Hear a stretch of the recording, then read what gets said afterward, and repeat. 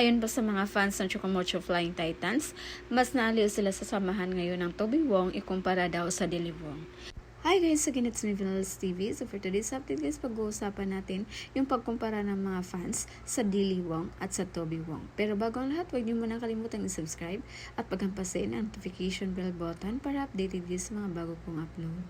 So ayun na guys, inamin ng mga karamihan sa mga fans ng Chocomocho Flying Titans na mas naaliw sila ngayon sa samahan ni Royce Tobino at Dana Wong ikumpara sa dating samahan ng Dilly Wong na sina Bia De Leon at Dana Wong.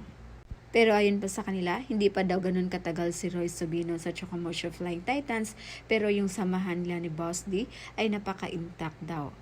Hindi akalain ng ilan na maging ganun sila ka-close dahil si Boss D makulit at mapang-asar, while si Tobino naman ay tahimik at seryoso.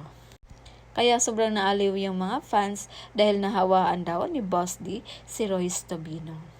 At kaya nila na ikumpara sa Dilly Wong dahil dati ang Dilly Wong din ang nagpapasaya sa mga fans ng CMFT dahil din sa kakulitan ng dalawa. Kaya yung mga point of view ng mga fans ng CMFT is talagang mabait daw si Boss D dahil madali niyang nakagaanan ng loob yung mga bagong members ng Chocomocho Flying Titans. Kaya sabi nila sana magtuloy-tuloy daw yung magandang connection ng Toby Wong para tuloy-tuloy din yung panalo. So yun muna yung update natin guys, and again this is Vinales TV. Thank you for watching.